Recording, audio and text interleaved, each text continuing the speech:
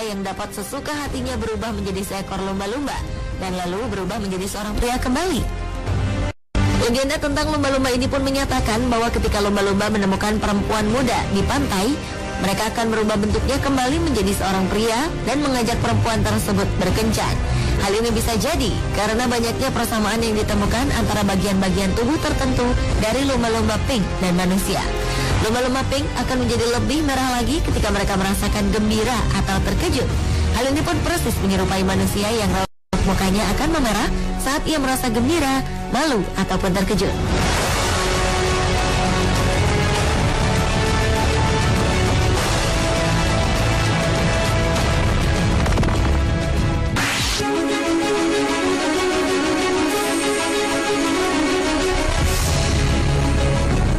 Kura-kura belawa adalah kura-kura langka yang terdapat di Indonesia, tepatnya di Desa Belawa, Kecamatan Lemah Abang, Kabupaten Cirebon. Kura-kura belawa adalah sejenis kura-kura langka dan mempunyai perbedaan dengan kura-kura yang biasa kita lihat. Kura-kura belawa hidup di daerah perairan tawar, terutama di pegunungan. Ciri khas yang paling menonjol adalah kura-kura belawa memiliki tempurung atau batok yang berwarna hitam pekat tanpa corak. Kura-kura belawa termasuk hewan yang dilindungi oleh masyarakat Desa Belawa. Selain cerita keramat, keberadaan kura-kura belawa juga dilindungi oleh sebuah mitos, yaitu ia tidak dapat dibawa keluar dari Desa Belawa. Apabila ada yang mencoba membawa keluar kura-kura itu, maka orang yang bersangkutan akan mendapat musibah. Masih menurut legenda setempat, diceritakan bahwa kura-kura belawa adalah jelmaan dari seorang lelaki Desa Belawa yang bernama Jaka Saliwah. Konon wajah Jaka Saliwah terdiri dari warna putih dan hitam, sebelah berwarna putih dan sebelahnya lagi berwarna hitam. Hal ini persis menyerupai warna dari kura-kura belawa.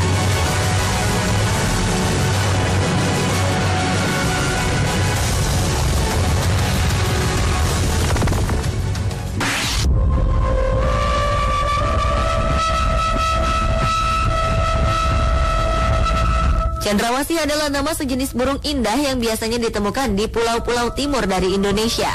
Tepatnya di tengah hutan Desa Barawai, Pulau Yapen, Papua. Di sana hidup sekelompok burung cendrawasih atau yang sering diistilahkan sebagai burung surga. Masyarakat setempat sangat menjaga keberadaan burung cendrawasih. Selain sebagai bentuk perlindungan kepada hewan yang hampir punah ini, mereka pun meyakini bahwa burung cendrawasih adalah leluhur mereka. Menurut legenda yang ada, burung cendrawasih adalah jelmaan dari dua leluhur orang Barawai yang sedang berseteru dan berkelahi di bawah pohon beringin. Karena dewa tidak merestui perseteruan ini, maka kedua orang leluhur ini dikutuk oleh dewa menjadi dua ekor burung cantik yang dikenal sebagai burung cendrawasih. Sejak saat itulah burung cendrawasih hidup dan menjadi simbol dari hutan Barawai.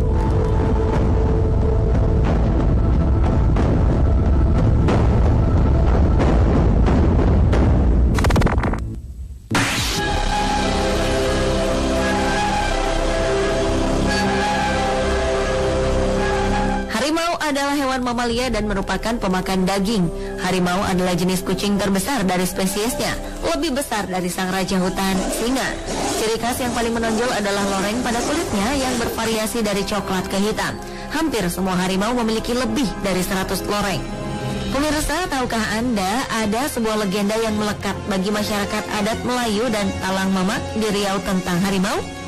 Mereka meyakini bahwa harimau merupakan hewan yang merupakan jelmaan dari seorang anak manusia yang dikutuk oleh ayahnya. Sang ayah mengutuk anaknya dikarenakan sang anak mempunyai sifat yang sangat bandel. Anak tersebut lalu diusir ke dalam hutan belantara dan ia kemudian dikenal dengan sebutan penguasa hutan. Menurut legenda, sang penguasa membuat suatu perjanjian dengan penduduk setempat, yakni jika para penduduk itu menyebutnya dengan panggilan datuk, maka harimau tersebut tidak akan menampakkan dirinya di pemukiman penduduk. Namun, jika para penduduk menyebutnya harimau, maka itu berarti adalah musuh. Hingga kini, jika masyarakat adat Melayu dan Talang Mamak bertemu dengan harimau dalam hutan, mereka akan memanggilnya dengan sebutan datuk.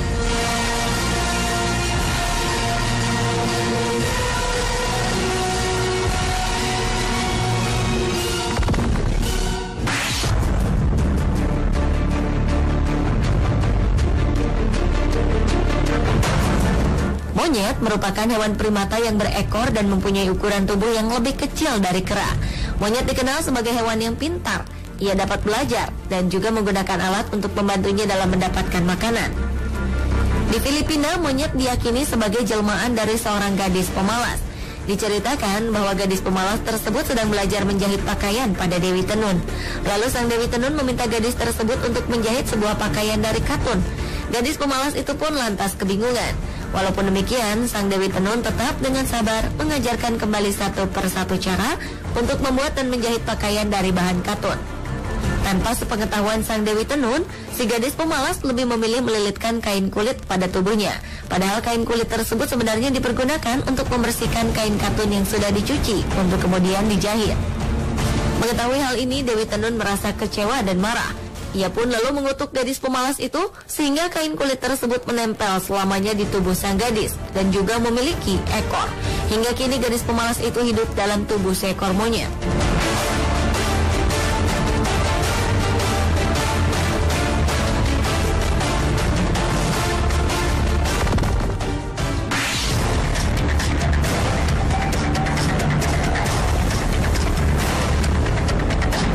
Buaya umumnya menghuni habitat perairan tawar seperti sungai, danau, dan lahan basah lainnya.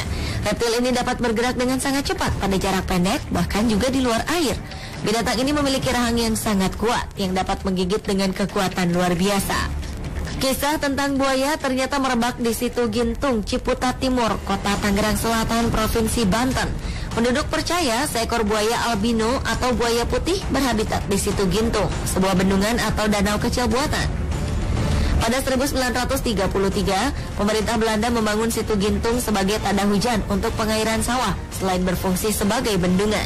Situ Gintung pun terkenal akan keindahannya, sehingga tidak heran jika banyak warga sekitar yang datang untuk sekedar berwisata.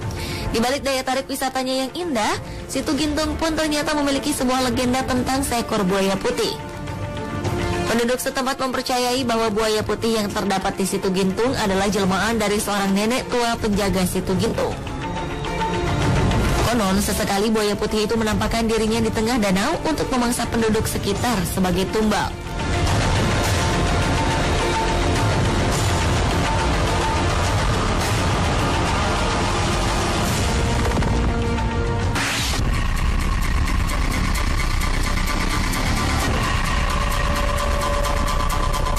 Komodo atau biasa disebut biawak adalah spesies kadal terbesar di dunia yang ditemukan pada 1910. Komodo secara alami hanya ditemui di Indonesia, di Pulau Komodo, Flores, dan Pulau Rinca. Salah satu keajaiban dunia itu dapat berlari cepat hingga 20 km per jam. Komodo dikenal dapat berenang, bahkan menyelam sampai dengan kedalaman 4,5 meter. Penduduk setempat mempercayai bahwa Komodo atau yang mereka sebut dengan nama orah adalah jelmaan dari seorang bayi manusia. Menurut legenda, seorang putri naga menikah dengan Empu Najo. Kemudian lahirlah sepasang bayi kembar yang tak semuanya berwujud manusia. Seorang bayi laki-laki yang diberi nama Gerong, sedangkan satu bayi lagi merupakan seekor bayi komodo betina yang kemudian diberi nama Orah. Gerong dan Orah lalu dibesarkan secara terpisah. Setelah dewasa, saudara kembar berbeda wujud ini bertemu. Namun Gerong urung untuk membunuh Orah, padahal sebilah senjata sudah siap yang hunuskan untuk membunuh Orah. Gerong sang manusia mendapatkan pesan gaib dari mendiang ibunya yang memberitahukannya bahwa Orah adalah saudari Gerong. Sejak saat itu, masyarakat Komodo meyakini bahwa mereka dan biawak Komodo bersaudara. Pemirsa, itulah hewan-hewan yang dianggap sebagai jelmaan manusia versi on the spot.